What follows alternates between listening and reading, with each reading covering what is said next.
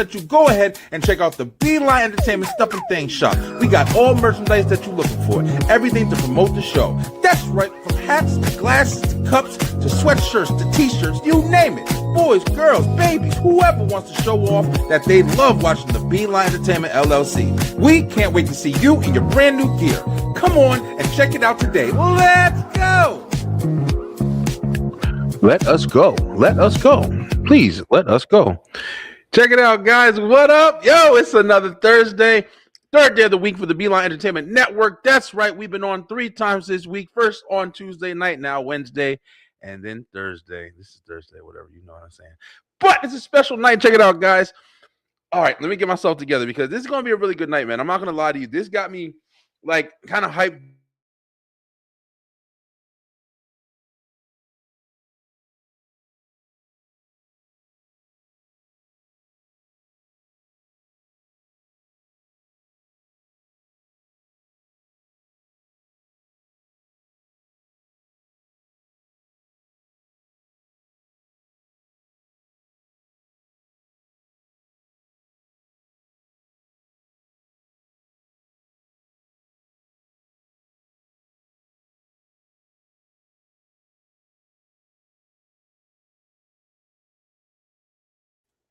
Did I remute myself? I don't know. I think I remuted myself. My bad. I don't know how much you guys didn't hear. But what I was saying is this is going to be a really good show. I went through a whole bunch of old entertainment, of course, you know, celebrating Black culture. I saw it was Martin Luther King Jr.'s birthday, and I wanted to really take advantage of that today and really celebrate how far we've come with entertainment, yo. So let me tell you guys, strap in because it's going to be really good. There's a lot to talk about and there's a lot to go over. But first, if you haven't already, please go ahead, head on over to YouTube and make sure that you like and make sure you share and subscribe to the channel. That's how you know that we're on and we're active and we're live. We do these shows live every week, as well as, you know, just make sure that you see what we're doing because we have a lot of shows. On Tuesday night, we have the B-Line Web Show.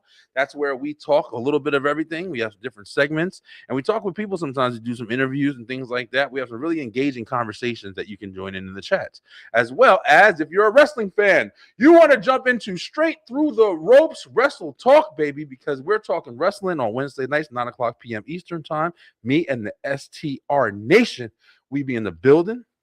And then we get the Thursday night, the B-Line Entertainment Show. That's where we talk all things entertainment. And tonight we are talking about the Black culture, baby, how far we've come and so many things that we remember from our childhood, especially if you're a 90s kid. We'll be talking a lot of nostalgic stuff tonight. So do me a favor, strap in, get ready, because this is the B-Line Entertainment. Let's go.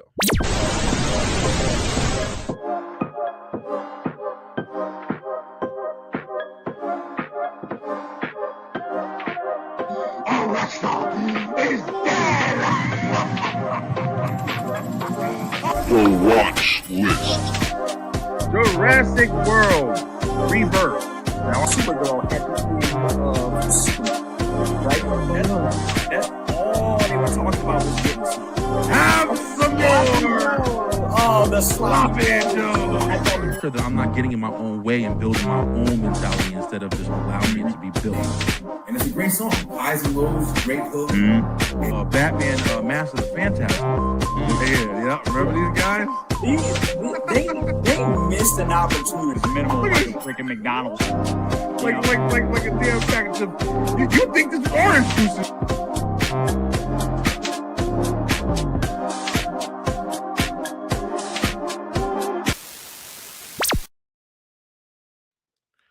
Let's go. Got a brand new intro for the show. It's a new year. Yo, listen, we revamped pretty much everything with each show. So there's a lot of new stuff. So if you're a first-time watcher or an old school watcher, check it out, yo. There's a lot of new stuff, and we're really excited for you guys to see everything that's going down. Got my partner in the building, about to bring him in. Hi, how you doing, chat? What's up, chat? You like Wolverine? Do you like Wolverine? Ching, ching, ching, Logan. Yeah, I like Wolverine. Why not? What about him, yo? You want to talk about him? You want to bring him up? What's up? Is he watching? What's up, Wolverine? Check it out, yo. Right now, bringing to the stage my partner in crime on the ENT show and pretty much all the shows at this point, my man, Mr. Kyle. Eric, what up, Kyle? What's going on, dude? Chilling, man. Yo, it's another Thursday, man. Yep. You know what it's time for. Yeah, man. I don't know what is going on, but I'm not gonna lie. I am kind of tired. I am kind of tired today. I've been kind of, Yeah. busting my ass lately. Trying to get a lot of stuff done. Mm. Especially with the show and just sitting behind the computer looking at the screens for just hours on end. Man, drains you, bro. That'll make you tired. Yeah, yeah. But how's everything, man? Good day, long day. How's it been? Had a good day. Just got some bad news recently, but Uh-oh. yeah. But other than that, life itself is all right. It's good. Yeah. Well, hopefully it's not too bad. Hopefully nothing you can't take care of and overcome and fix up and situate and getting a straight and narrow. But yeah, man, this is gonna be an interesting conversation that we have tonight because a lot of nostalgia, a lot of kind of reminiscing, and a lot of celebrating too, man. We've come a long Yep. way. As far as like, being a part of black culture, like, when we say black culture, you mean listen, if you black, you black. You know you can do about it. I love how people argue like it's a decision or something like that. It's not a decision, bro. It's like what you were born into is what it is. Well, it's like what you wanted to be called. You know what I'm saying? Like some will say Afro American, some Yeah. will say whatever their cultural like ethnicity is. Like the term black hasn't been like the term black as in black person is like I tell people this all the time. Reason why we call ourselves black, a lot of us don't know exactly where we came from. If I knew exactly where my mom's side of the family came from, all I know is a lot of them are from the South. But as far as like in the continent of Africa, I don't know exactly where. On my dad's side, I can tell you, I'm Cape Verdean. You know what I'm saying? Oh, so your dad knows his lineage and everything? Yeah. He tracked it down? Yeah. I remember my mom had a genealogy test done a few years ago, and it said somewhere in the Congo. It didn't exactly tell her exactly where, but it said Congo, and she just looked at all of us and she said, "I told you I was black." And she's like, and that was it. But that's why a lot of us call ourselves black. I will call myself black, like black all day. Even though I'm a nice shade of brown. You know Oh what yeah, I mean? me too. Yep, I'm light brown. I'm Light Spanish. brown. Yeah, You know? got mixtures in you and stuff like that. But it's like Yep. at the end of the day, I feel like you're still part of the culture, man. It's still what you represent. Yep. To be honest with you, it's weird. I don't know if I shared this on the entertainment show before, but I am mixed. Like I'm half Spanish, half black. My father's black, my mom's Spanish. But at the same time, my mom didn't really know her family like that. So I was basically only raised with my black side of the family. So that's really all I ever knew. So it's like I didn't have too much, I didn't get a lot of my Hispanic culture growing up. And I'm not ashamed of it in any way. Shit, I wish I'd have got get more of that good food and stuff like that. But at the same time, it's just kind of how it was. So a lot of times I adapt more to my African American side, whatever you want to call it. But yeah, man. I got a couple of homies I got so many people in my family that I come from a very biracial and very diverse background.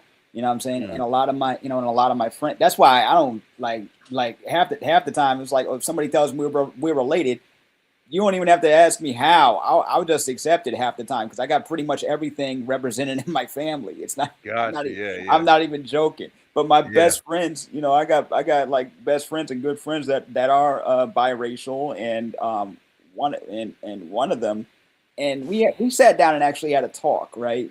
Because he considers himself like the whitest Puerto Rican you ever see because he's Puerto Rican on his dad's side, but he was mostly raised with his mom.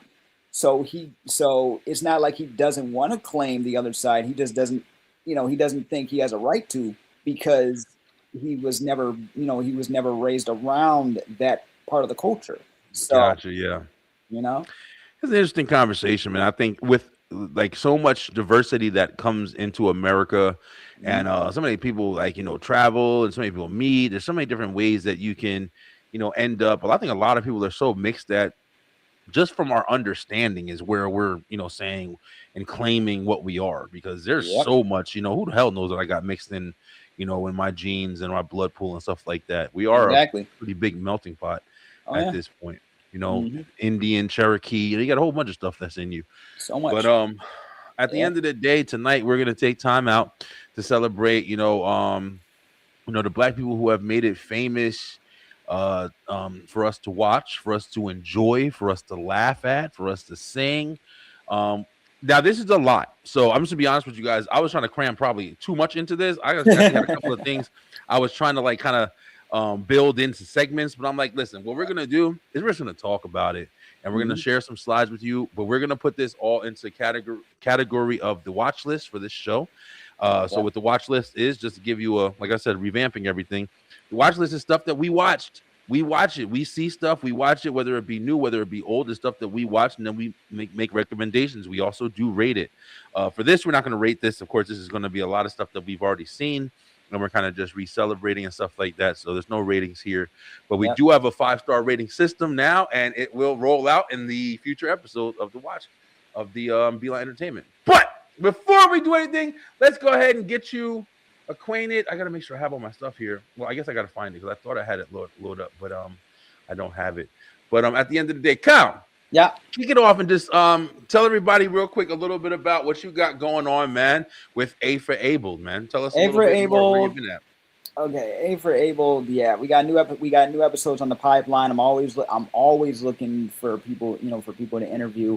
I've been, like watching a lot of reels with disabled creators, and a lot of the stuff that they're saying is like, I gotta reach out to some of them at least, you know what I mean? Because they got stories of life. It's just man, and then other cases you got some that are just straight up funny. Like there's been this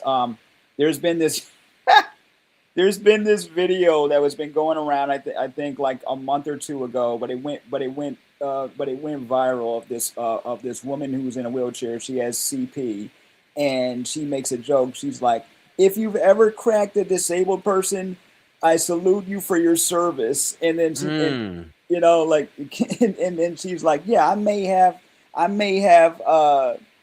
may have brain damage and cerebral palsy, but my main thing is I'm a freak, right? And I'm like, don't. Does she have glasses? She had glasses and white girl, long hair, and a little bit of slurred speech. Yeah, I know her. Yeah, I'm like, yo, she's hilarious. She's hilarious. She's a comedian. Because people start, Oh, and I've seen another one with There's been a redhead. She's a really funny. She's like a really funny comedian.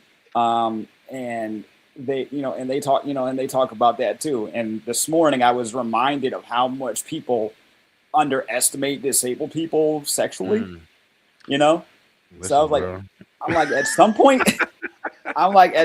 I got to talk about that. Cause usually I don't talk about too much of that on when I'm like, doing my podcast, but maybe, I might have to shine a light on that. It's an interesting topic. I'm not gonna lie. It's definitely an interesting topic. I mean, I'm pretty sure just like out of curiosity, because there's a lot of I'm not trying to sound like too much of a freak, but one thing that's really is I'm curious about is when people are like conjoined twins and stuff like that, and they have there's the one girl, the set of the sisters that just got married recently. I read about Lupita, that, or whatever. Yeah. And they're funny, and I get it. Like, of course, respect their privacy, blah, blah.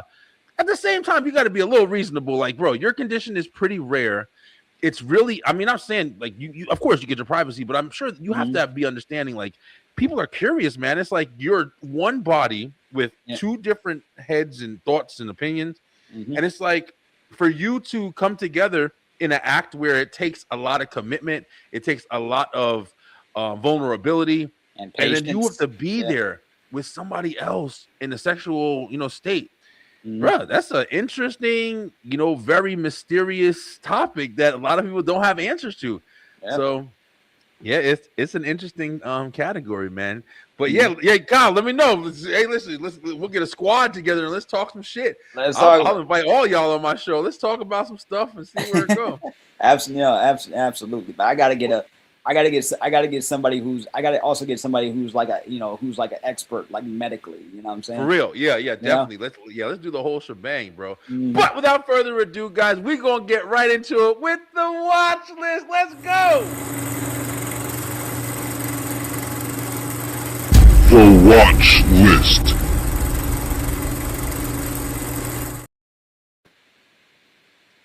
That's right. Today on the watch list, we are talking about Black excellence in entertainment. Yo, that's just what it is. And we're going to have this whole conversation until the rest of the show, until we get to the top five. Top five. You want to know what it is? We're going to be talking about our top 5 favorite Black characters. Now, what I mean by Black characters, I'm not saying it's got to be Bugs Bunny and Looney Tunes. I'm saying that can be part of it. The Black characters kind of just categorizes everyone. Whether it's an actor, whether it be a musician, whether it's a cartoon, whether it be a storybook character, it doesn't even got to be a real person. It could be a person that's based off a show that you like to watch. So we're gonna talk about it. Top 5 in that list. So give me comments and pick it up. Now, you might want to adjust the mic a little bit, man. You sound like you're underwater. Oh, it do. All right. Yeah, I don't know what the hell's going on. Let me. Oh, now that. You sound better. Am I sounding all right? All right. I might be getting too loud or whatever for it or whatever. But all right, cool. So listen, Kyle, let's go with the let's start it off, man. One of the things when I was, building this up or whatever, the first thing I was getting a lot of, just talking about Black people in entertainment, was TV. Straight off the bat, television. And I know you said that was something when you heard the categories tonight that kind of first popped into your brain. That was the first thing that popped in my head. Yeah. That was so go ahead. Yo, let it shine, bro. I'm gonna cue up some of the pictures and stuff we got, and then let's start talking. Like when I think entertainment, you know what I'm saying? As a 90s kid, I grew up watching a lot of sitcoms. You know what I mean? Grew up watching a lot of sitcoms. Grew up watching your Martins, your Living Singles, your sketch shows like in Living Color, which made a lot of history and gave us the NFL halftime show as we know it. You know what I'm saying? That was in Living Color. Martin introducing a lot of us young kids to Martin Lawrence, and just classic stuff. Everything from Living Single, sister. Yeah, I'll throw in the Steve Harvey show. That was funny. After Cat Williams, now nobody wants to claim Steve Harvey, right? You know the funny thing is, like, everybody can have opinions on stuff, but the sitcom, I like the sitcom. Yeah, even finding out that what he was wearing was a wig didn't surprise me because it was too fresh the whole time. I'm like, the whole time it didn't mess up not one time, really. He had a piece. He had on a piece. But a really good one though. Hey, listen, I don't hate. I mean, I never would even thought about. I honestly never thought about his hair. I mean, Cat Williams got to be the nigga to come out and shout somebody's hair out. What kind of petty shit is that? It's the man unit. Whatever. but like you said, bro, like I really thought about all of these classic shows that I grew up watching. Now I come from a lot of diversity. Like I've watched a lot of things, bro. I don't, there are some people. Let's have this conversation. Yeah, there are some people that choose to just kind of stay in their realm.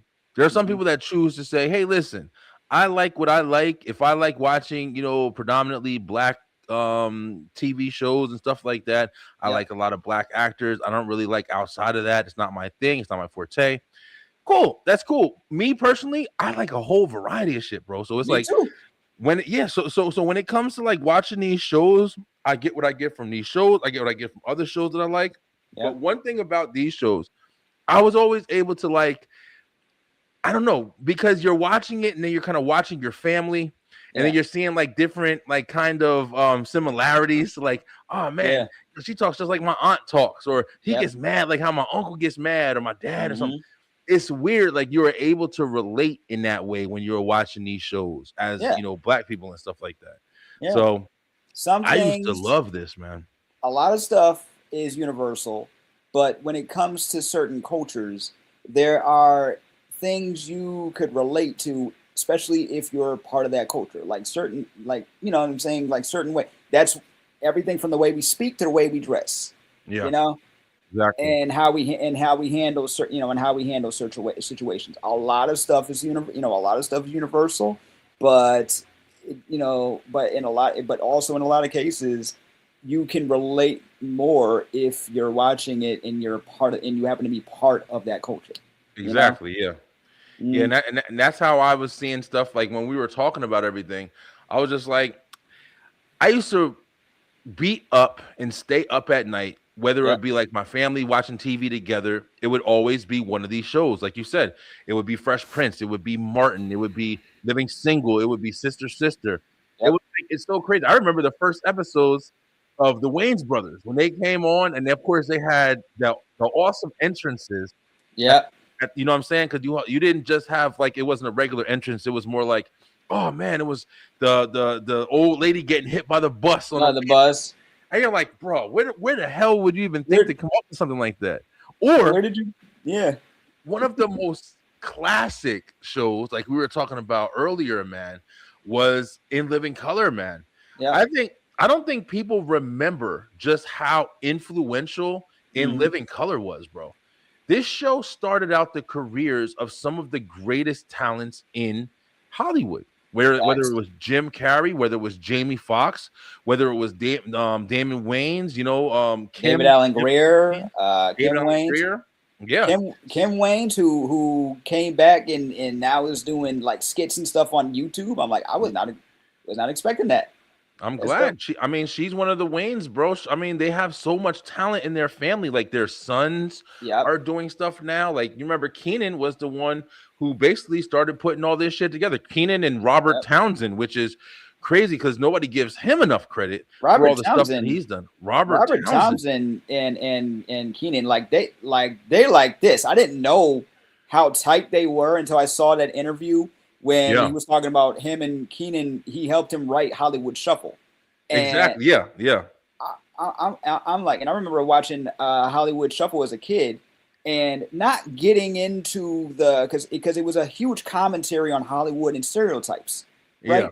So, but I didn't know that at the time. Of course, you're not going to know that as a kid unless you are like, unless you were like really aware that young of an age. But I had no idea. Looking back at it now, I was like, oh, Yeah, dang, you can see the similarity, you right? can see it hard, I'm gonna yeah. get you sucker and all the movies and stuff like that. Like this guy Mhm. started like a lot of fashion, low down dirty shame. I still remember watching that. And think about it, Kyle. We were kids, yo. We were We kids. were kids. We didn't even understand a lot of stuff we were watching. Like when I was sitting there looking at stuff, I'm sitting there remembering like some of the most classic things I remember from In Living Color. Of course, Homie the Clown. Homie the That's Clown. one of the things, him smacking people in the head with the sock, and that's easy.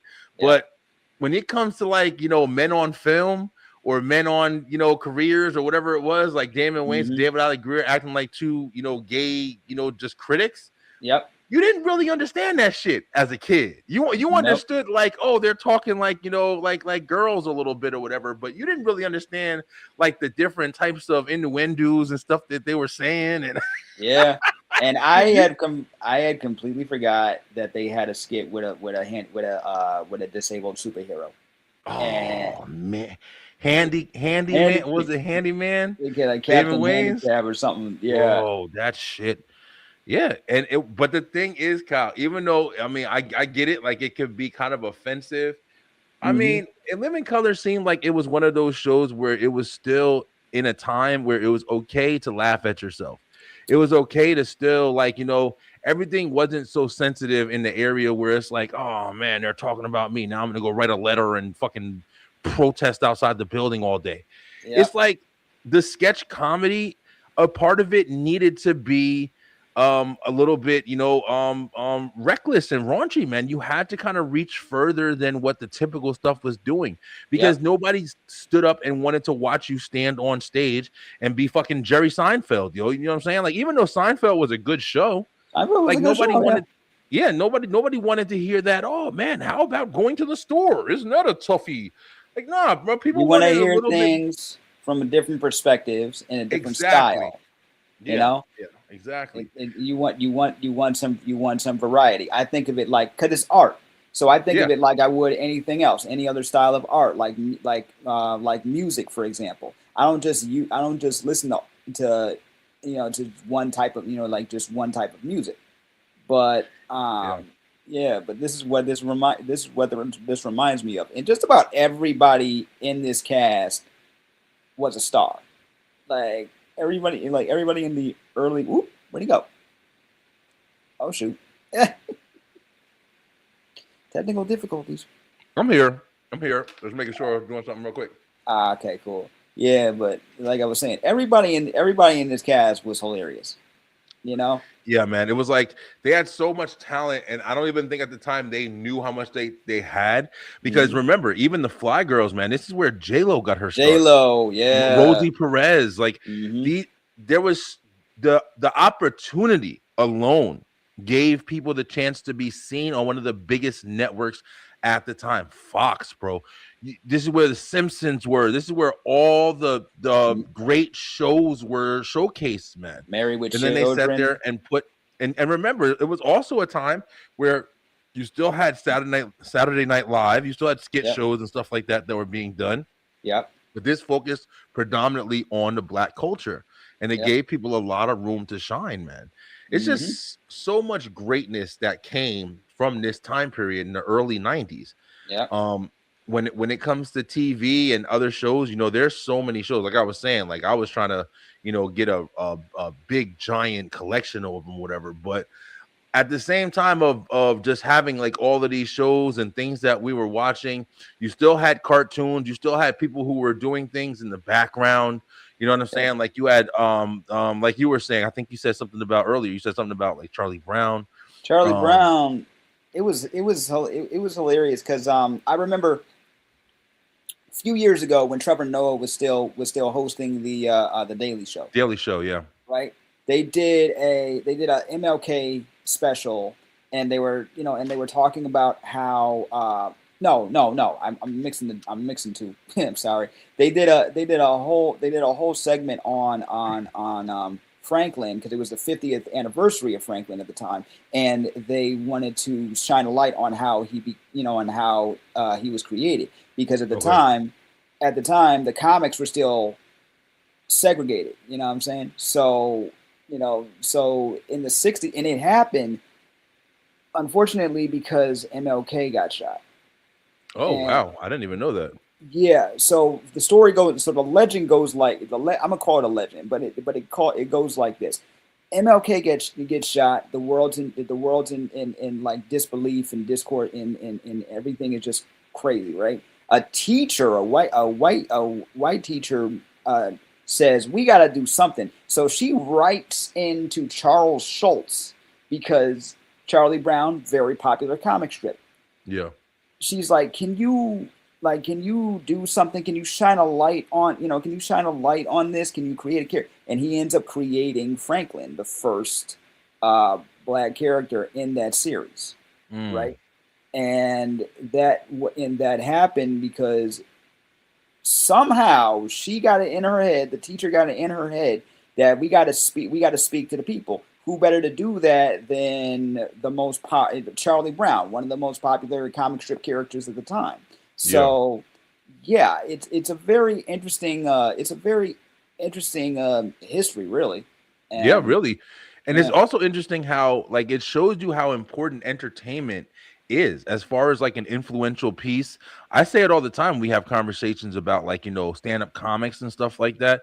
A lot of times it's easier to deal with a situation coming from a light-hearted, environment. So if something like MLK is taken, do you want to talk to the serious reporter or the congressman or the president or all these serious people that's going to have to tell you hardcore facts and give everything to you straight?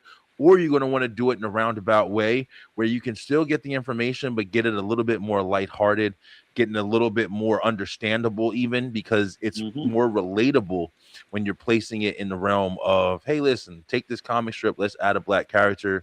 I don't know what they did, like, if they addressed it or anything, but they just kind of shine some more light.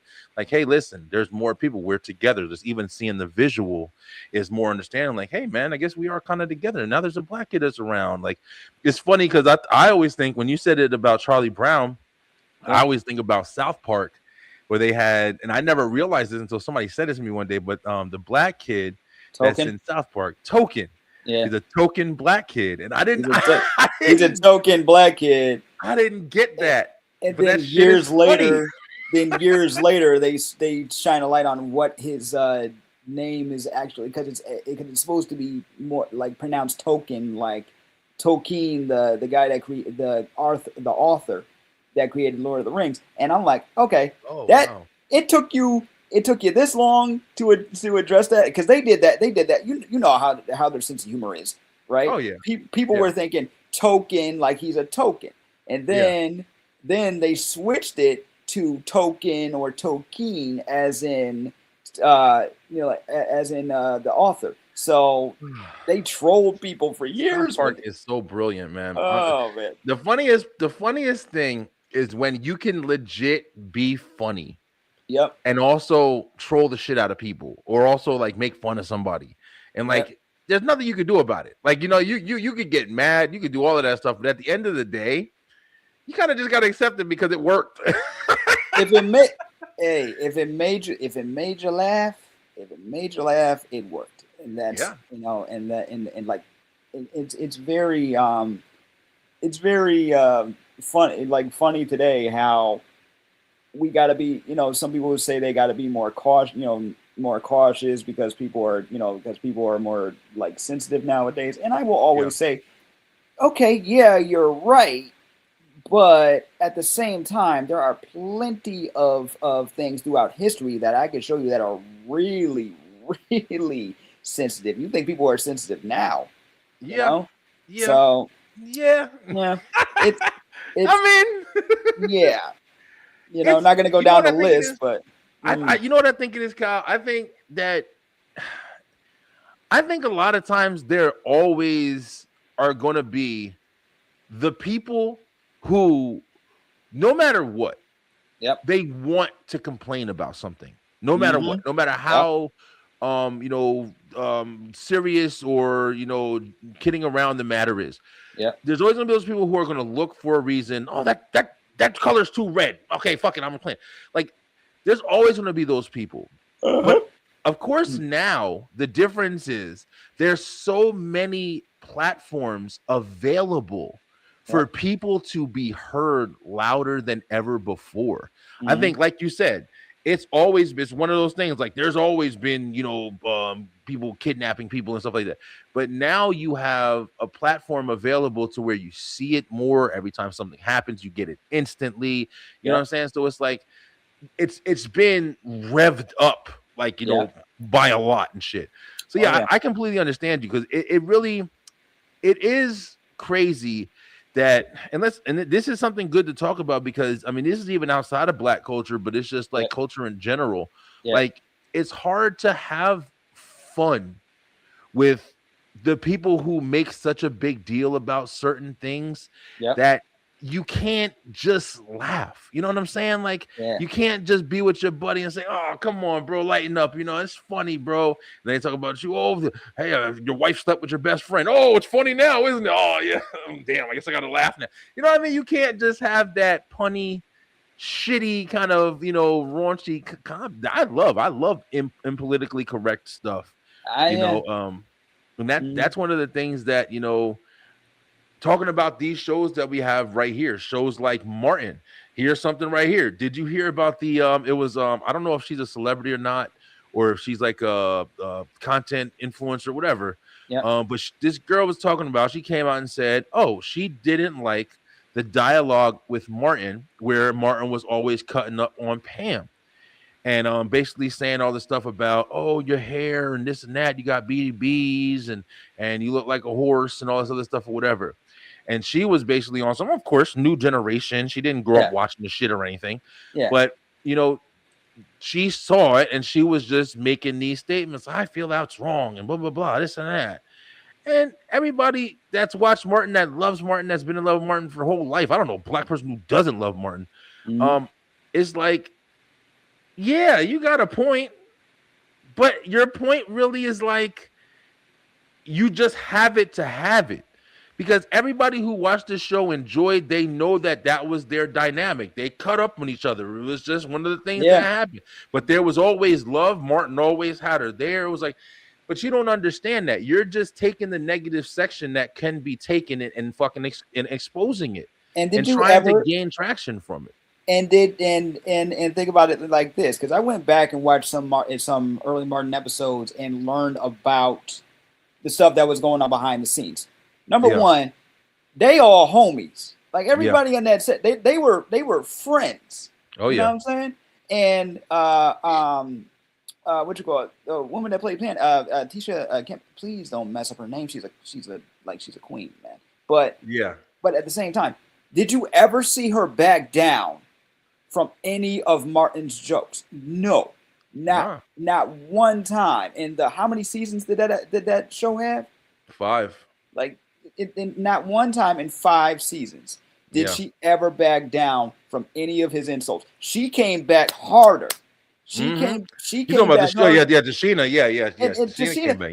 Dashina Campbell. Look, number one, they are vets. They have been on stage and screen for at this point. It was still early. You know what I mean? Childhood, yeah.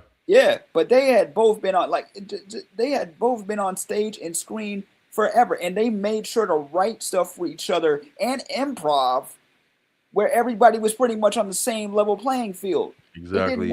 It didn't matter. This is why they're still remembered, not because not because one was insulting the other for being a woman or being anything else like that.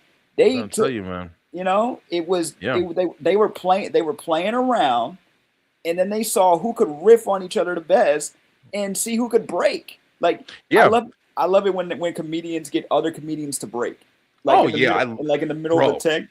That's those shows back in the day. I mean, those were like classic for that, bro, because like you said, man, they were just on there a lot of times and they were just having fun. One of the ones like on Fresh Prince where Carlton, another like great character, man, to where I was trying to debate when I was like doing my top 5 list. Like I was like, damn, I'm gonna have to put like a whole segment just for like the sidekick guys or whatever, whether it's Carlton and Will in the Fresh Prince or Cole and Martin. Yeah. Cole was so goofy, bro. So goofy.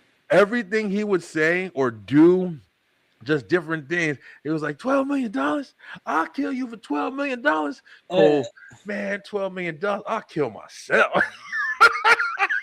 And just be so stupid with it. Like, but Carlton, they had Carlton was doing something. I forgot what it was, but it was one of the episodes where they had told Carlton something, and Carlton just went super dramatic, and he started running, and he ran throughout the entire set. The whole, and then at one point he got on the ground and he started crawling with his legs, crawled on his knee, with his hands, and I'm like, bro. If I remember correctly, now somebody correct me if I'm wrong. They did not know he was gonna do that. No, they didn't. It was spontaneous, and that's why. But they left it in the show. They left all of it in because it was too fucking funny. It was like there was nothing you could do about it. It was hilarious, man. This guy was hilarious, and he would get they would give Will the you're not black enough kind of lines for him because the way he was raised, right? And then it would come, and then that would come back again when they went to college, and these frat brothers try to call him out for not being black enough. And he's like, I'm going through the same struggle you are. So why are you trying to trip me up? Like, right? Because even though he lived in Beverly Hills, he's still a black man. Beverly Hills. I remember that episode. They were at that frat party and stuff like that. And the guy, they had the freaking black gloves and the glasses and stuff. I remember that shit. Damn, I remember that shit. Man, it's because he's not like militant Black Panther black enough for them. They're trying to call him out. I'm like, he's still a black man. Yeah, he's rich and his parents came from his mom's from the hood.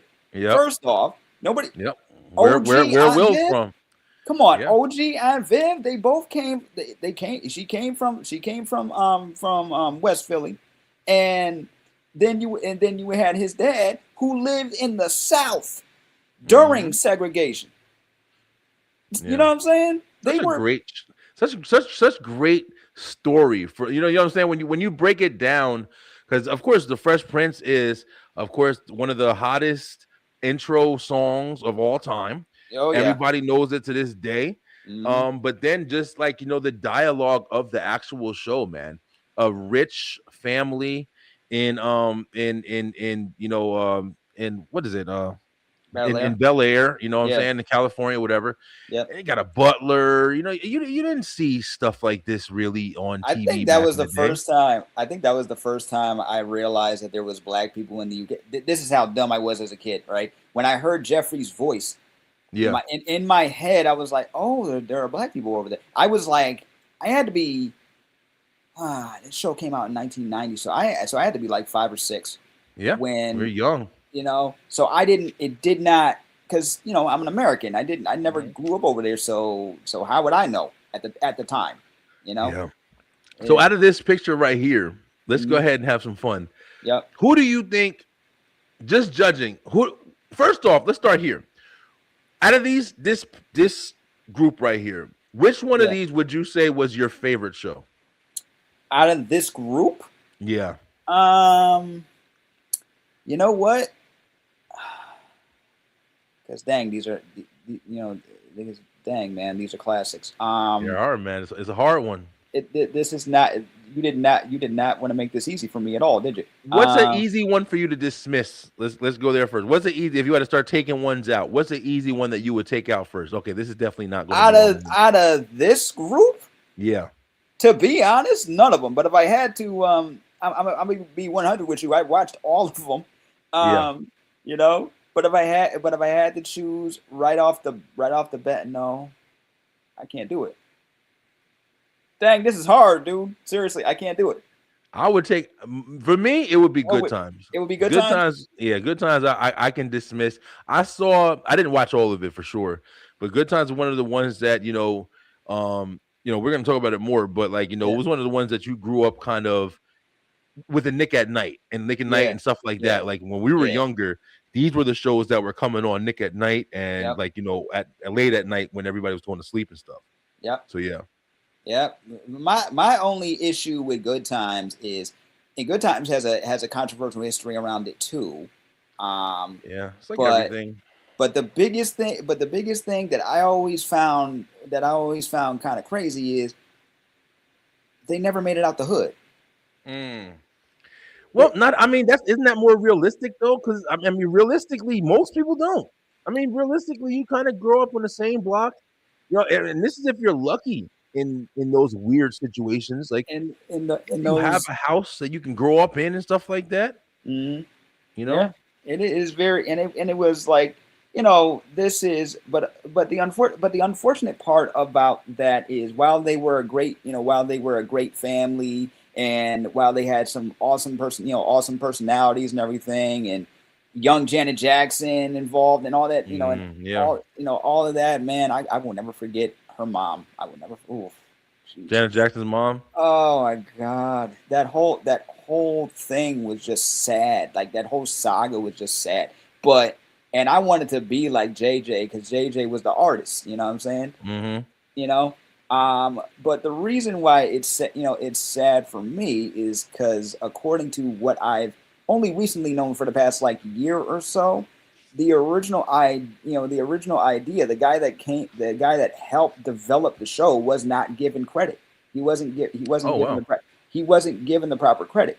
He was he was a writer. He worked alongside with the rest of them, but he doesn't get the credit, and he feels like they owed him, and it's sad when you think about it, because the history is just coming out now, so, but it's still a great show, and it has an awesome theme song.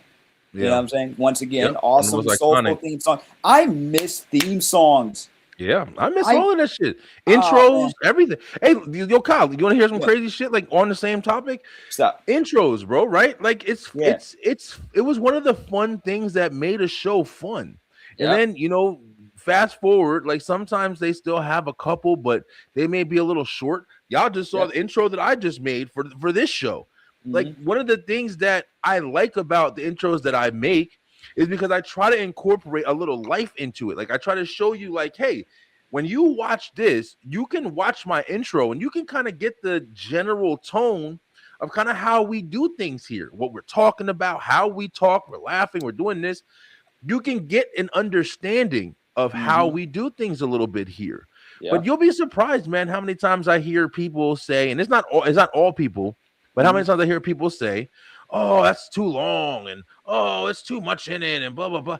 And I'm sitting there saying to myself, like, I bet there is. It's too much for you. You can't handle it. It's a 50-second clip that of nonstop, just fucking, back-to-back stuff happening. But it's like, back in the day, you used to have Family Matters, another one. Awesome songs that to this day they recollect with you. Every time you hear that theme song, The Fresh Prince, every time you hear that theme song, it's not why you watch the show, but it's definitely a giant part of the investment in the show. Especially if it's really recognizable. Like we could talk about Fresh Prince all day. You know what I mean? Everybody knows that one. Good Times, you get yourself, a soulful one. Cosby Show Cosby Show, they remixed that theme song every season. They even had a like a Spanish salsa version, right? I loved it. Yeah. Yeah, they went jazzy, they went funky with it, and then during the 90s they went early hip hop with it. It was but it was very recognizable. As soon as you heard that first few lines, and it was no lyrics, it was just instrumental, you knew what you were watching. Or like A Different World, right? That song. That's right. On. Going from frame to frame, seeing everything that was happening. It was crazy because recently, and I watched A Different World, but that was probably one of the ones that I watched the least. But until recently, I didn't realize, or I didn't remember, that A Different World was a spinoff of the Cosby Shows when Denise went to college. Yeah, I didn't. I don't know why or how, or maybe I just forgot because I was so used to like the characters. Of course, like what you call Dwayne Wayne and and Hakeem Whitley and Ron and all of them. Yeah, because by the time I believe, so once again, correct me if I'm wrong here, but so they created the song. They created the show around Lisa Bonet's character to keep her on because she was, like she was kind of cutting up during the Cosby Show. They made a show around her to show college life, and they had her in there and a few other people. It was pretty much a different show because by the time they had the formula right, she went back to the Cosby Show. They got rid of some of the OG characters, and then centered it around Dwayne and Whitley and the rest of them, and gave them more room to talk about more hard hitting topics. Exactly. And by that time, it was pretty much a different show. It was night and day.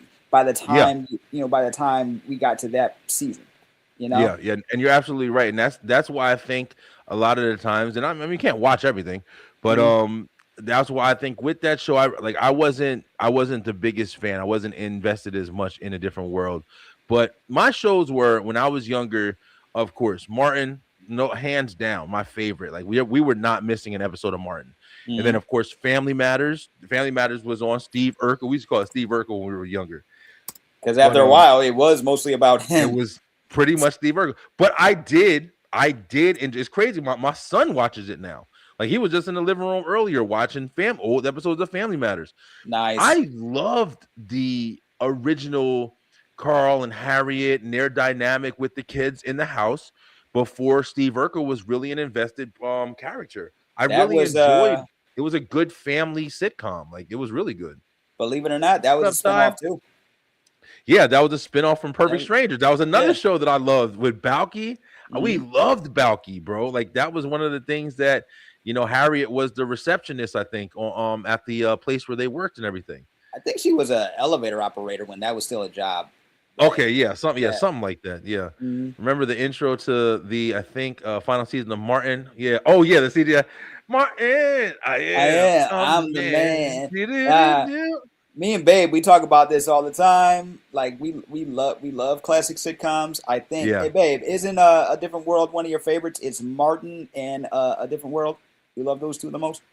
Mm. Um, Yeah, she got yeah. good taste, man. Martin is my Oh, favorite show of all time. Martin and Fresh Prince are my two favorite shows. But I mean, and I say that in a realm of like, there's as far as favorite shows go, I could probably name 50. Like, mm, I'm too old just to have like four. Like, come on, bro. There's so many and great shows out there.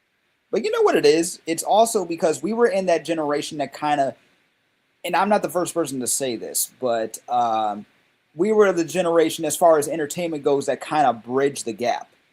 Mm. We were watching, yeah, stuff that our parents were watching in reruns, and then we had our stuff later, like later on. Yeah. So we could go back and forth and appreciate something like a Good Times or the Jeffersons or Yeah. shoot on the Family, Three's Company, all of Mr. those shows. Belvedere. I had to Mr. Bell, watch all of that Mr. shit, bro. Belvedere. Yeah. I love Lucy. One of my sisters, she's a big I Love Lucy fan, I right? love Lucy, bro. Yeah.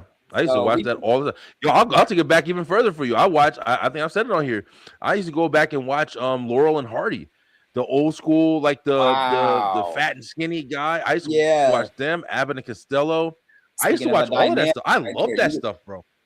Three Yeah. Stooges. Yeah. Three I haven't Stooges. Yeah, the Little Rascals. Like the Little we Rascals. kind of we were brought up on that stuff because my grandfather used to show us stuff like that, and then Mhm. we get into it, and it was funny, bro. We had really funny slapstick comedy where the guy would have the board in his hand, he turn around and smack the guy in the back of the head, he'd get up, put his hat on, and he turn back around, smack him in the other way. Bro, the shit was legendary to a kid. Slapstick. We loved violence. That was like We did. I mean, we it we was violence, but it wasn't like, you know what I'm saying, like a bloody fight or anything. It was just no, we knew it was fake, but random. still. Yeah. Mhm. I highly prefer A Different World over the Cosby Show any day. Okay. Never really watched Martin. She didn't watch Martin, she said. Mm. Martin, you gotta get the Martin, you gotta get the Martin time. Yeah, You what's don't up? gotta get into it. What's up? What's I up? love Yeah. Martin, man. Martin was what made Martin so funny? Okay, this is what made Martin so funny. Martin was just the whole crew worked. I think that's Mhm. one of the biggest things. Step one, Gina and Martin are like to this day are still people's, despite the real story shit. To this day, Martin and Gina were one of the most classic black love stories of all time, bro. Like that's just Yep. one of the basis of black love. That's like Prince and Princess.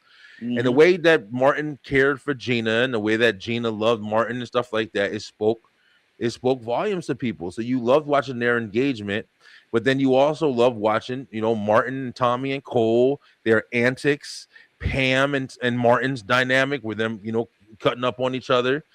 Yeah, like a brother The and sister would. characters, yeah, Mhm. just like a brother, sister, or extended family or whatever. But then Mhm. of course Martin had the characters too, bro. Like all Yep. the different characters he would play. There'd be times in Martin to this day, I would forget that when like you'll see Gina and Pam and Yep. Shanae, And Nene. and I'd forget. Wait a That's minute, Martin. that's Yeah. Martin. That's I not. for the That's not longest time, Shanae. time, Yeah, I could tell that everybody else he played was Martin. Aside from yeah. aside from the little kid, but Roscoe. Roscoe, Yeah. which go Jerome, Mm-hmm. his Yeah, Roscoe, mother, Jerome, Bob, his mom. his You mom, had but the Shanae felt like a real person. Like yeah, there was something about Shanae, even though now I could see his face, but it was like yeah. Shanae just felt like it felt like she could have been her own person for real. She could have been her own character. If they did I'm gonna be honest, if they did a spinoff with just Shanae, I'd watch. I'd watch it too. I would. There was a point. Remember, it was a few years back where they had it was. I think it was the BET award show or something like that, and Yeah. they had it was a clip. It was a small clip of Shanae Yep. Martin on Martin, Yep. Shanae's character and Wanda, Jamie Oh, Foxx's character Jamie on A Living Foxx's Color. character. and they were Listen, playing like bank robbers. And listen. I'm sitting there like everybody in the world was like, okay, when's this shit coming out? Take my money. Make this a thing. I don't care. I don't care if it's just a 1-season thing. Make this a Me thing. neither. Or a movie or anything. Like, I was so ready for that shit, bro. But yeah, we never got anything from it. But me personally, with this lineup right here, I would definitely, Martin is my go-to show, bro. But it would be a hard one. But the ones that would be the hardest for me would be between Martin, Fresh Prince, and Family Matters. Like I said before, I loved Family Matters. I did love the early stuff, but when it did come to Steve Urkel, and Steve Urkel started creating robots and got real sci-fi goofy, yeah. That shit was great. Listen, great. And also the love story. Like, no matter what, he still loved Laura. You always had in your heart that, like, man, someday Urkel's gonna get Laura, and you wanted to see that day happen. And that was another, piece that held you on to watching it as much as you did. Yeah, it always came down to a love story. And then they can't. Yeah, and then they can't. He did genuinely love her, but he loved her. Like some of the stuff that he would, some of the stuff that he would do was a little, a little overboard. You know what I'm saying? Like just a bit overboard. Yeah. Wilding out. You got to wild out for love. You got to go for it, Kyle. And he was supposed to be just a one-shot character. Like he was only supposed to be a one-shot character, but he did. But Jaleel White, shout out to him, he did his part so well that they brought him on for more, for more appearances, and then eventually, it became like the Urkel show, Yeah. What we're gonna do, because we literally just talked an hour about TV. Like I said, I already knew that there was going to be a lot. Just a conversation just off of TV alone. I mean, we didn't even touch all of it. Right. But we had a really good conversation about it. And I mean, we still can jump into movies, we can still jump into music, we still jump into a whole bunch of stuff. But what we're gonna do is we're gonna make this a segment. Yes. And we're gonna go ahead and do more shows like this. Mm-hmm. And we'll top next round. We'll touch bases on the movies, Black excellence in movies, Black excellence in music, and then we'll even do like game shows. We'll try to do it all. Like we'll try to cover a whole bunch of topics, and then Black excellence now, Black excellence from the 70s. Yep. We'll make it a segment. I think it's good. I really enjoyed researching for this and kind of looking up. And apparently you got a lot of info too, Kyle. So I think it's awesome, I watch man. way too many documentaries on the topic, or because of YouTube, I follow one too many channels that talk about these things. So yeah, that I was just talking about this on the wrestling show last night. Like one of the things that I do like about the world we live in, even though it's like sometimes it can get a little much, I do like the fact that you can talk. Like some of the wrestlers now, they're getting invested in going on podcasts, because a lot of the wrestlers that we're watching right now, we're in a weird space where we're starting to get the next transition. Like it's starting to become the wrestlers who've been wrestling for a while are starting to kind of phase out, and then we're starting to get the new guys in now, because we've been watching them for a while now. Like a lot of them been in there for 15, 20 years. Mm-hmm. So it's like a lot of these guys are going on podcasts and they're talking about their experiences, they're talking about their life, they're talking about their personal life, and it's been interesting. I love that, because with same thing with this, man, you're getting a lot of inside knowledge, having these shows like the Fresh Prince did a reunion show, Martin did a reunion show. Like a lot of these shows are coming back, or they're just doing spin-offs, and they're doing revivals and stuff like that. So we're learning so much about this stuff that we watched from the past now, and it's awesome to talk about, because it's almost like it's brand new eyes on it. Oh yeah, because you're getting so much info or whatever. Yeah, but absolutely. Steve Urkel might as well have been my earliest awakening of being into nerdy guys. There you go. Urkel made it cool to be a nerd, man. He was cool. He was funny. Urkel and Carlton. And Carlton. And Carlton. Carlton was fun. Carlton was like one of them guys who was the life of the party. Like Will was like the cool, sly guy, but when Carlton would dance and just throw down, when he got around Oprah, when he got, what I'm saying? It was when he was on Soul Train. Bro, to this day, you can't never hear that damn Apache song, Jump on It, without picturing those doing the Carlton shit. Yeah. You can't. You never will be. When Alfonso, the character actor, when he was young, that's what he was known for. He was known for dancing. Yeah, Michael Jackson, Michael the Pepsi Jackson, commercial. the Pepsi commercial. He had a whole breakdance instructional video. I didn't know Right. that. Yeah, I came across it a few times thanks to just people putting random stuff on YouTube and Yeah, random stuff that's awesome. on Instagram. He had a step-by-step video on how to break and how to pop and lock. And That's super awesome. until this day, he can still dance his butt off. Yeah, You know? yeah. Doesn't he host it? I know he hosts America's Funniest Videos now, but I thought he did something with. I thought it was like a dance show that he hosts as well. I don't know. I feel like maybe he did. You know, Yeah. but some people feel like Will Smith should have done more for him. He's like, when am I gonna like? They're still friends, but he's not gonna ask his friend. Like he likes where his career career went. Yeah, everybody doesn't want to be the highest. Some people really do enjoy just playing their roles and playing their fields and enjoying. Nope, not everybody wants to be a super celebrity, bro. That shit also comes with a price. And for him, he was in the industry from a very young age, so you don't know what he knows or what he experienced or why he doesn't want to be like engaged in that way. So yeah, I think people live, man. But guys, listen, I'm telling y'all right now, I'm tired. We powered through this episode, and I'm determined to be consistent this year. Like I told y'all, man, I don't give a damn, if I can be falling asleep on this microphone. I'm gonna get in here and get a show in. Yeah. But I really enjoyed this show and this topic, so it's been a lot of fun. But now we're going to take it to the top 5, and we're going to give you guys a quick top 5 of our top 5 favorite actors, bro. No, I'm sorry, favorite characters. In entertainment. But Kyle, you got your top 5? Yep. A lot of these are going to come off the top of the dome because there was way too many that was going on in my head. Yeah, bro. Listen, me too. I had to kind of just like Google like black actors or black characters and stuff like that. I was thinking of superheroes. I was thinking a whole bunch. Same. But yeah, we're gonna rock and roll. But let's go ahead and start with our number 5. So I'll go ahead and kick it off. And my number 5 off the rip is definitely, you guessed it, Martin Payne, bro. Martin Payne. Yep. Now I say Martin Payne. I'm not talking about Martin Lawrence. I'm talking about Martin Payne. That's right. I love how the one thing I loved about Martin that was always fun to me was Martin didn't give a damn. And that's where I feel like that's a lot where I get a lot of my attitude from. I like also his job. You know what I'm saying? Think about it. I'm like, I was doing the same thing. Like, he had his WZUP, the What's Up, the radio station and stuff like that. He was on the radio. He was making his money by being on the radio. He was a radio personality in his town. He was able to open up doors that led him to being a successful talk show host. So it's like Martin had a lot of similarities that I really enjoyed.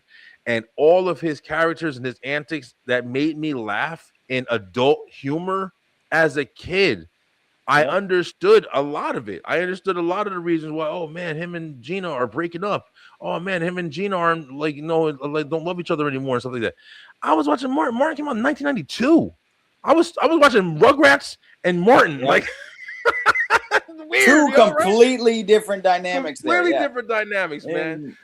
But Martin Payne was always funny, kicking people out of his house. I remember the one time he kicked everybody out the car. Martin didn't give a damn. That's such a dumbass down. Too funny. Martin didn't give a damn, bro. So Martin Payne is my number 5. Yeah, what you got, Kyle? Number 5. Speaking of Rugrats. Let's go. Speaking of Rugrats, Susie Carmichael.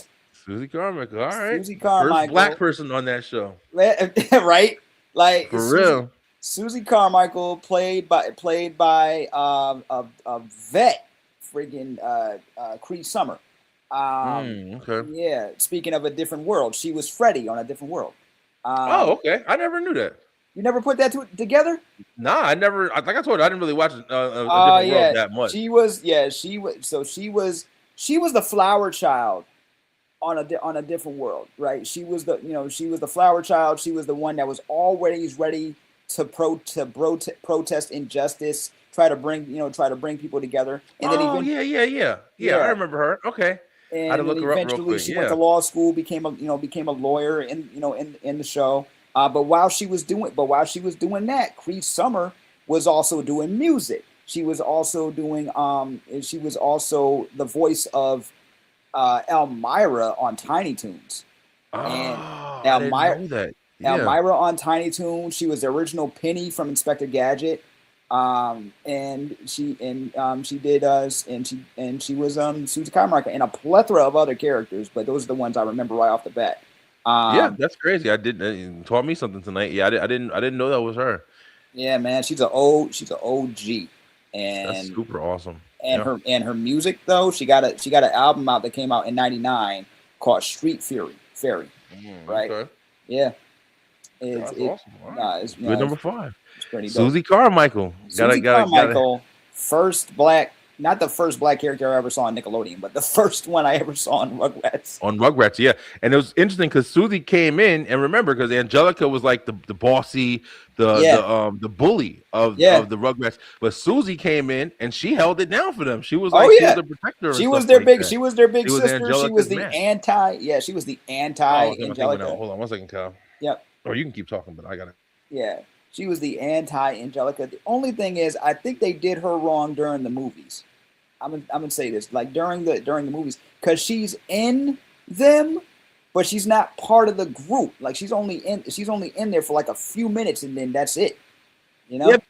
Susie was always, even though, like, maybe she should have been, but she was always like the side piece character. Like she wasn't. Even when she was involved, like it wasn't like she was in every episode after that. She was just like kind of in episodes that included her. Yeah. But remember the sleepover episode where her sister was watching them, and stuff like that, and they were doing everything, and there was the brother was pretending to be like the monster and stuff like. Yeah. Rugrats was a good ass show, bro. That was a good ass show back in the day. And they had a Kwanzaa episode. One thing I will say about Nickelodeon, they gave us some insight on everybody. It's because of them that I know what Passover is. Passover with Tommy, they gave us Moses. They gave respect to Kwanzaa. They gave all of that. Yes, Christmas was all over the place, but they gave us insight on different cultures at the time where we weren't really we wanted representation, but it wasn't like as prevalent as it is now. You know what I'm saying? No, definitely. I definitely understand. But Martin Payne's my number 5, so we're gonna jump into number 4. And number 4, hands down, I was trying to think. I don't know if these are in like the best order, but I'm gonna put it out there. John Witherspoon, bro. John Witherspoon. One of my favorite guys. When you say Pops, when you say whatever, the black dad of entertainment. There's no way else to look at it. Oh, for real. He was always he really was. He played that role and he played it well. Yeah, he always played pretty much the same role. He was always the what you doing over there? No, you don't. Boy, no. Friday, one of my favorite movies. We're gonna talk about it today, but we'll talk about it in a different thing. But Friday, when he was the dad on Friday, taking a shit in the bathroom, talking to Craig, it was the most believable black dad. If you know anything about having a black father, it's that same kind of mantra. Did you got that trash? You better take that trash. It's that same kind of thing. It's like that same environment. One of the things I remember him from the most, because I used to watch this movie religiously, was House Party. You remember he was the neighbor. Remember he opened the window. Hey, shut up all that damn noise. I paid $50,000 for this house. And it's just like, if you remember him from that, if you remember him from Pops on the Wayans brothers. All the movies that he's been in. If you know his story with when he came on, one of the things he did before he passed, which I'm so happy we have that to allow him to tell his story. But he was a big comedian, bro, in the 70s when they were starting at the Comedy Store and stuff like that with what's her name? Pauly Shore's mom. Oh yeah, all that shit. Yeah, he was a part of that whole set, bro. Like when they were doing stuff, he played the door. He was one of the ones that drove in a shitty car to try to chase his dream. And it's just so crazy, bro. Like such a legend in entertainment, bro. We lost with him, yo. And he was a good stand-up comic. He was actually a good comedian. He talked real shit. He was funny. I've heard some of his stand-up. Yeah. And that's like. Bro. His son JD, right? Like his son JD really is it. He's carving out his own legacy, but he's carrying his dad's name, and it's and he's doing it really well. He could do an impression of his dad, a crazy impression. I was about to say that. Good impression. Like he auditioned to be Pops on the reboot of the Boondocks that never happened, and Yeah, so they wanted, so they brought him in to do an audition. He killed the audition, but then they said they were going to replace him with somebody else. And he's like, "But you said you needed that voice. I can do the voice and play, you know." So, but it ended up not happening. I think they were able to pull out like 3 episodes, and then it got canceled in the middle before they even aired. Yeah, that's probably why. That shit wasn't going nowhere. Yeah, the Boondocks. I don't know why. That was such a popular show for a lot of people, but that shouldn't. It should never hit for me. I tried to watch it a bunch of times too. I loved it. I watched the show. I read the comics because I had a friend that had the that had a compendium of the strips that they came from, and I'm like, man, it would be perfect for them to come out again today because they pushed the envelope before and they talked about like like what was going on what was going on real, and I'm like, there's so much they could touch on right now, so much. You know? Yeah, definitely needed for the I love the chaos, but what's your number 4, bro? Okay. This is gonna be out of left field for some, but Afro Samurai. Oh man, okay, that's a good one. Afro freaking Samurai. Okay, if you haven't seen Afro Samurai, it's a dope 5-part short series, and it's basically a straightforward revenge story. It's about a black samurai who ends up getting murdered in front of his son because he's the #1 swordsman in Japan. Right? He's the number 1 swordsman in Japan, the strongest swordsman in Japan. He wears the #1 headband, and because of that, he's got a price on his head. And one day, the enemies get to him, slice his head off in front of his son. From that point on, his son wants revenge, and it's basically a straightforward revenge story from there. Starring Samuel L. Jackson. Samuel L. Jackson. Yeah. Samuel L. Jackson. He plays Afro. He also plays his imaginary friend Ninja. Right. And the funny thing about that is like this story, it goes like, okay, so the company that at the time was known as Funimation, they had gotten a whiff about Afro and the manga because there was a manga that came out first, right? The guy that created it, he was a Japanese creator who loved underground hip hop and samurais and black culture and stuff like that. So he put it all in his comics. And when they were about to adapt it, right? Samuel L. Jackson happened to be, and he saw the like the figure, and he was like, I want to play Afro. How do you argue with Samuel L. Jackson? Don't. And at the time he was doing the voice for that, he was also doing voices on the Boondocks. So he was pulling double duty for a lot of people on top of doing movies. So much. Yeah, stuff. Samuel is another just fucking complete legend, man. I mean, probably icon at this point. He's probably always over legend.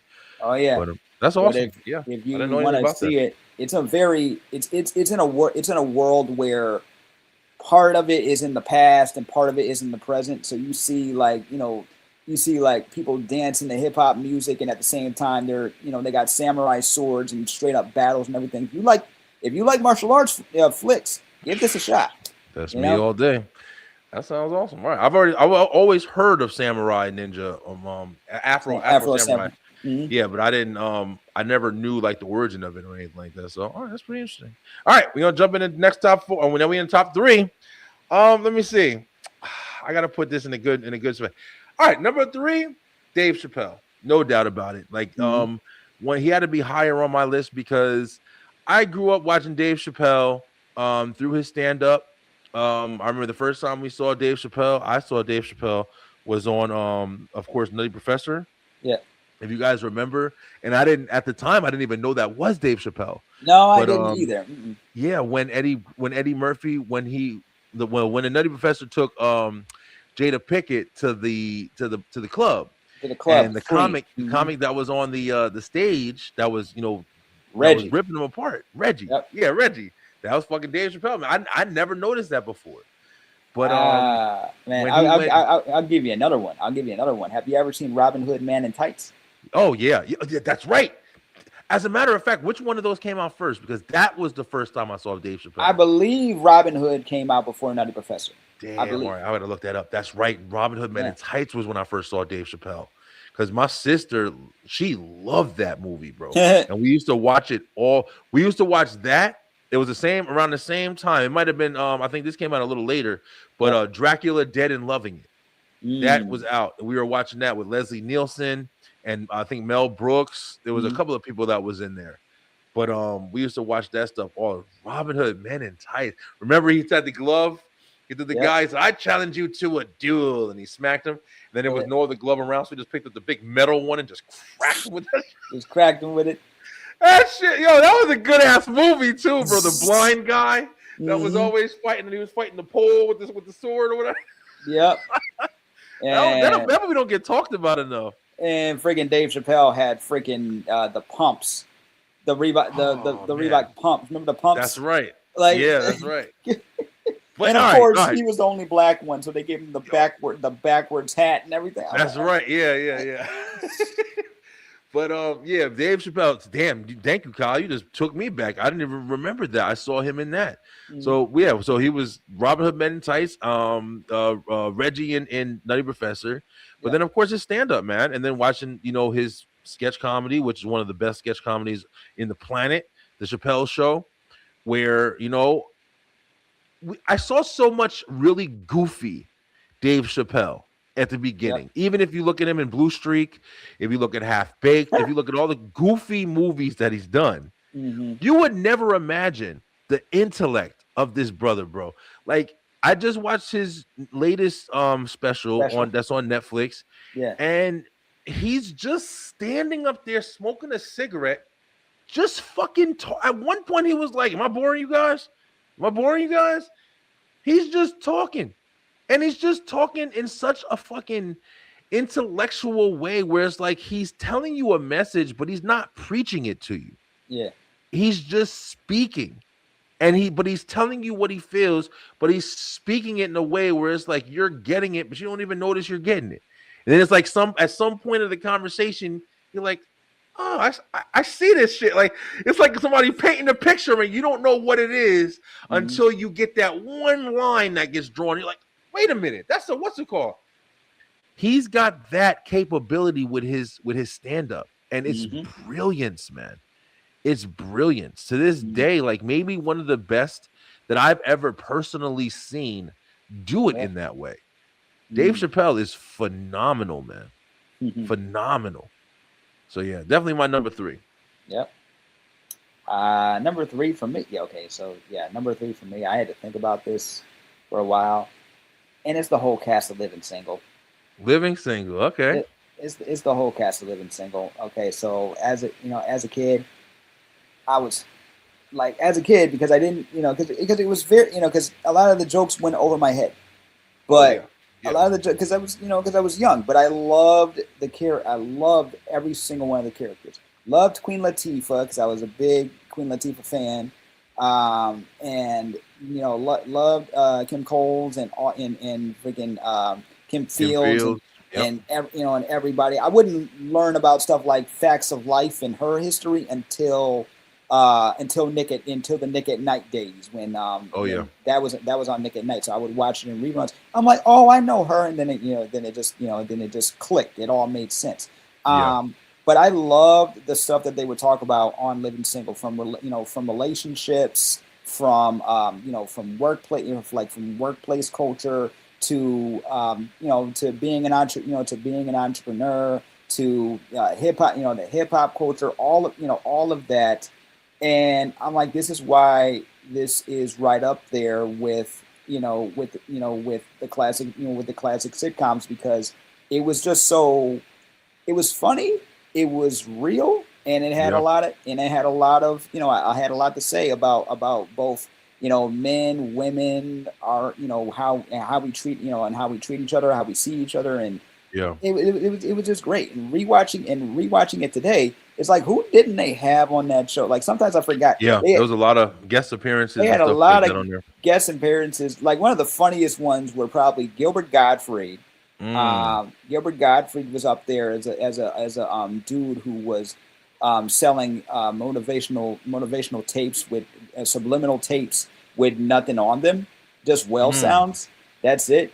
And they get raided. And Max is trying to find a job because she just lost her job as a lawyer. It was a whole. Damn, I don't even remember. Yeah, I haven't watched Living Single since I watched it when it was coming, because it used to come on right after Martin. I think on like Thursdays. It came on like right after Martin went off. It was a hot, it was a hot show at the time because Fox was still very young, right? Like, yeah, they had the Simpsons, they had Married with Children, but they were still they had a lot of Married with Children, another show you can't do today. But I love Married with Children. Married with Children. Al Bundy. I gotta rewatch that. I got one of my best friends who rewatches that all the time. Yeah, you know what I mean. Yeah, that's one of them classic ones you can just throw on at night.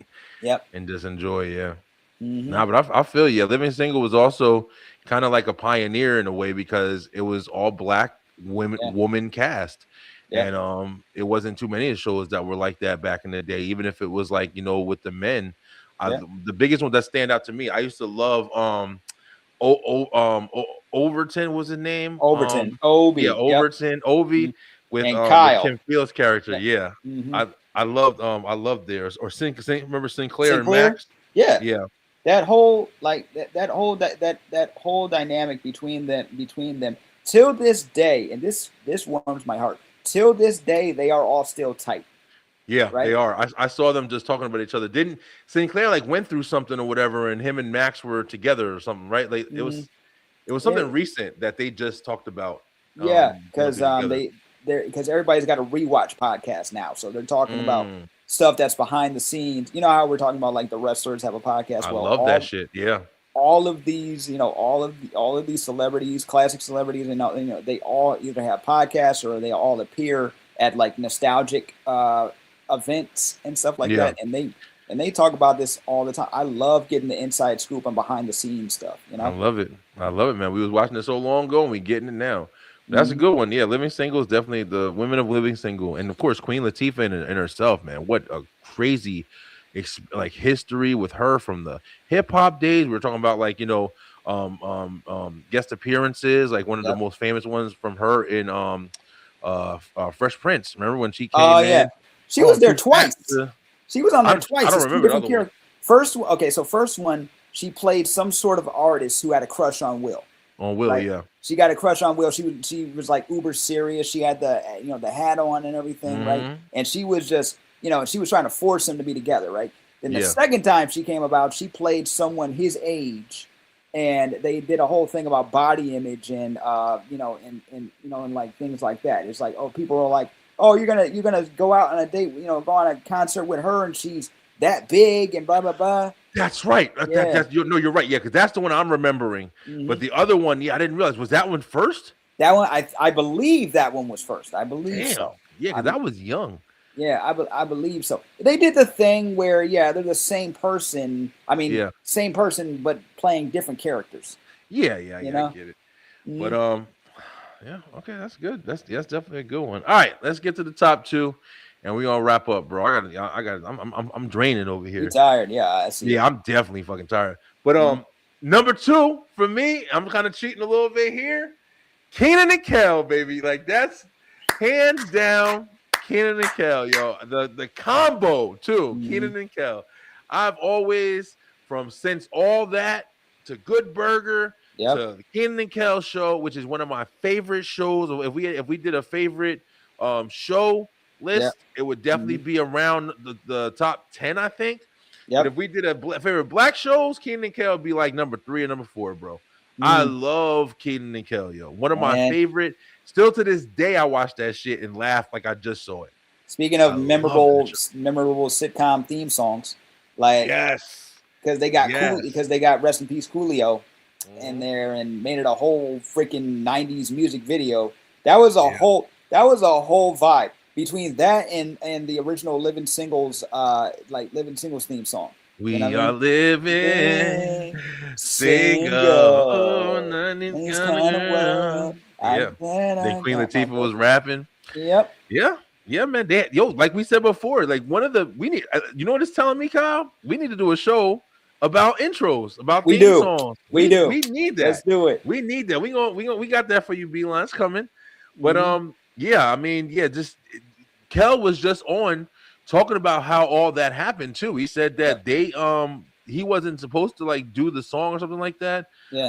I don't want to quote it and be wrong, but he was just talking about how they got Coolio on there to do that thing, and he did the whole thing. They had the whole setup, one of the dopest entrance, theme songs to start off the show. I love every single time I listen to it. I remember I used to read the books. I used to go with my grandfather to this drugstore. Doesn't that sound horrible? Like drugstore. to people listening nowadays. But yeah, it was a drugstore. Like it was a drugstore. It wasn't Walgreens or Rite Aid. It was like the only two we know of now. The neighborhood pharmacy. Yeah, like something like that. And I went there, and they used to have a book section. And I was young, so he'd be doing his thing or whatever, and I'd be in the book section reading different books. And sometimes I asked him, like, "You can get this for me." And one of the ones they had was Kenan and Kel, All Here It Goes. It was a paperback, and it was chapters. And each chapter kind of was playing like an episode of the show, but you'd read it. Yep. And man, when I tell you, I had that book, and I used to love that book. I read that book a couple times. And also watched the shows, and that was when Snick was a thing, and Kenan and Kel. When I remember how bad I felt at one point before they started like kind of connecting again, I was like, "Damn, man, I want to see like Kenan and Kel should be together, like doing some of these award shows." They're such a great duo, but really? Yeah, shit happens, and people change up or stuff or whatever. But shout out to them; they're still doing their own thing. They brothers, very brothers successful now, and they like and. Bringing back Good Burger, like when they brought back Good Burger for Good Burger 2. Oh yeah, that was a fun time. They stuffed everything but the kitchen sink in there. Yeah, it was more like a nostalgia trip because the movie wasn't that good, but it was fun. I had a good time. Me and Dave watched it together. It was hilarious to us. Yeah. Had a son, and he was just as goofy as his dad and her whole family. Yeah, I liked it. But all right, Kyle, what you got? Number 2, and then we're gonna box out number 1. Yeah, number 2, Static Shock. Static Shock. That was bro. That was one of the first black character cartoons I remember watching every time that shit came on Channel 11. Yeah. I love Static Shock. I'm surprised I don't watch it more. You know what it is? Like it resonated with a lot of people, especially during during that time. But this is before I knew about the comics.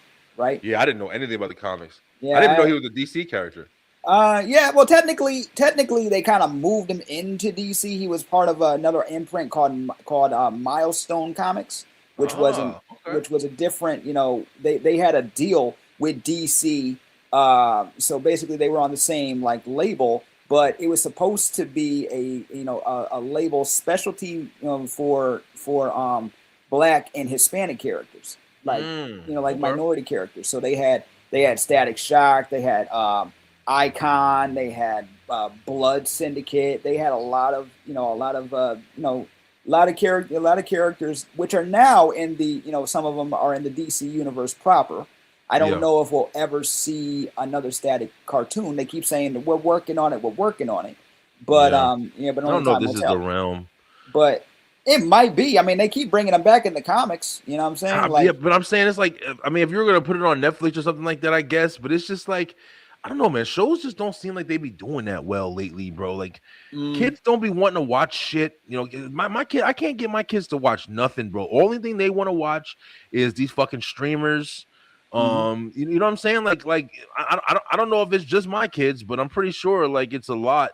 Like even my daughter now, like she watches the stuff my son watches, and he just likes watching streamers. Like he'll watch a whole bunch of different I Show Speed, just people who just be on just playing games, doing reaction videos, everything but my shit.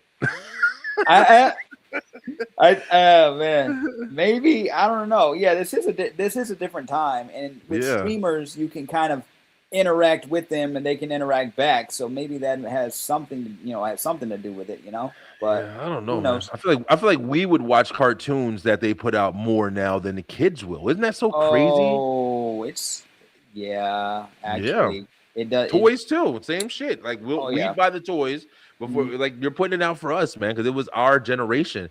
These kids now, they really don't have that same kind of engagement with TV, bro. They don't like to sit down. I see my nieces, none of them sit down and like watch shows. They'll sit down and They'll watch watch their clips. phone, Like clips. they'll watch clips before they watch a full 20 minute, 30-minute show. Yeah. Even movies. Hour long, 2 hour long, forget it. It's man. They lose interest fast. It's true. Yeah. But Static Shock is a good one. I definitely remember that cartoon. It was a good ass cartoon. Man, we got to do I was even thinking about putting together a cartoon showdown, but I want to make sure we get a good one and I can really get some really good questions and stuff like that. But all right, bro, let's knock out number one and wrap it up. But number one for me, hands down, I don't care who laughs or talks about it. Number one, Michael Jackson. It's a wrap. That's going to this day always going to be one of my favorite entertainers of all time. I remember growing up watching Michael Jackson. I had to make sure that my kids knew who Michael Jackson was, and it'll never change, bro. Like just so many influential moments, so much music, so much talent. I really hope that the bullshit that surrounds him is at least not as bad. You always hope that, because you don't want to know that the people that you fucking listened to and enjoyed your whole life are all stemmed in evil and shittiness and stuff like that. But it's just like, I remember all the times that we had, and this is thanks to my parents, like we had all the videos and stuff. They were all recorded. His music videos, his concerts and stuff. And we grew up just watching that shit back to back. Me and my sister popping in the VHS and just watching it, imitating the dances and getting the toys. And Michael fucking Jackson, bro, just legend in my book, bro. Number one spot. For sure. Yeah. Me, I went straight up characters this entire time. I don't think I ever said anything about a real person. Everybody on my list. Yeah, I shouted out the voice actors of the actors, but I was mostly talking about the characters. So, but number one for me, Zach, the OG Black Ranger. Oh shit, the Black Ranger. The Black Ranger. Because I think he might have been one of the, because at the time I didn't see, like, there were black superheroes when we were growing up, but I didn't see a lot of them. You know what I'm saying? So seeing Zach and him also being a dancer and into hip hop and stuff like that. Yeah. Hip hop keto. Hip hop keto, Oh man. What's Mike Jackson forever. Oh, because Babe is a huge MJ. She's a huge MJ fan. She's a huge Prince fan and a huge MJ Prince too. Yep. Prince. That was the classic argument. Who's better, Prince or Michael Jackson? That was the classic argument. Both of them. Both of them. Extremely talented. Prince, you put any instrument in this man's hand and he like masters the shit. Got it. Prince is phenomenal. Man. Make a whole album off of one keyboard. He just learned how to play. It's pure talent, man. But like you said, like you were saying about the Black Ranger.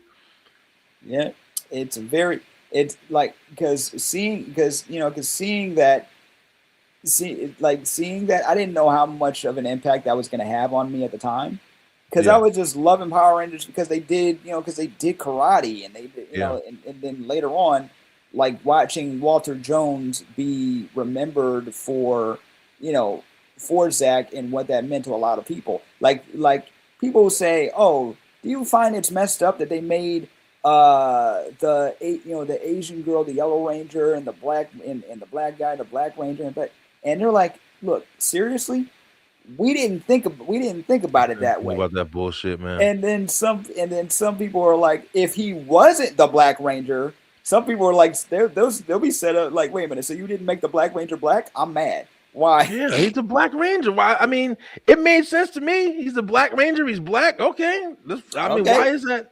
That's what I was talking about earlier, Kyle. But people just want to bitch. The stereotype. Leave The it stereotype. alone. Nobody was worried about. At least I wasn't worried about the stereotypes because they were prominent characters. They weren't background characters. They weren't. Right. They were not stereotypes. Not one bit. Yeah. You know. So yeah, they really weren't in any type of way. I mean, they all knew karate and shit. If Yeah. anything, they were falsified. got them all knowing karate and how to kick everybody's ass and all. And they're like 48 in fucking high school. That was the only thing they really try to lie about. Billy's the nerd, but he could whoop your butt, and he had like and people notice how muscular he got over the years, and it's like, oh yeah. Because remember at the beginning, Billy couldn't fight. He couldn't fight. No. Yeah, he couldn't fight at all. That's why Jason and them were over there training him. They were trying to get him ready, especially when they became Power Rangers. But yeah, Billy couldn't fight it for shit. But Right. then he really started kicking ass when they went in the movie. If you remember the movie, Yeah. Billy was kicking ass, bro. Yep. And then after that, he was really just kicking ass for a while. Mhm. Great show as always, guys. Can't wait for the next one. Thank you so much, Ty. Thank you, next one is babe. gonna be Love really you. good, yo. Yeah, Mhm. next one actually, Ty, you definitely probably gonna want to stick around and watch because first off, guys, thank you so much for another episode. Hopefully I brought you the energy because I've been trying to stay up this You've been trying to entire stay up. time, but I made it. Yeah, we still did an hour and 35 minutes. But guys, next week, brand new episode we got coming at you for the first time in a while. I've been wanting to do this for a while. We talking horror, baby. It's back to horror. I want to talk about some horror genre stuff. Especially, like I said, I keep talking about it because they're two of the best shows I've recently watched was Welcome to Derry as well as Stranger Things. But also we got From coming back. And if you know From, I'm a giant fan of From. So I want to talk about that. And then just the latest horror movies that I've been watching. I'm about to go watch a couple right now while I'm, probably dozing off. Yeah. But yeah, man, we got all that coming back next week. Kyle, once again, thanks so much for coming in, bro. I think this has been an awesome episode. I really enjoy. Did you like it? Was good, right? Like, talking about all this stuff and Absolutely. yeah. I can't wait till we can dive into like the movies, because I got a whole bunch of movies already queued up, man. Yeah. Talk about like black character movies and everything. Mm-hmm. So Yeah, we're gonna rock and roll with it, man. We're gonna rock and roll. Kyle, I hope everything's good too, man. I know you said you got some bad news, but hopefully it isn't too bad and you got some stuff that you got everything get figured out and shit. It's something I personally could not control. There was nobody saw it coming. Let's put it that way. Gotcha. But yeah. I hear you, bro. But everybody, thanks you guys so much for watching. We are going to be back next week to start off a whole nother week on Tuesday night and work our way back through the process. But for now, my name is Brian B. This is my man Kyle Eric, and we are going to say goodnight as soon as I get this play clued up.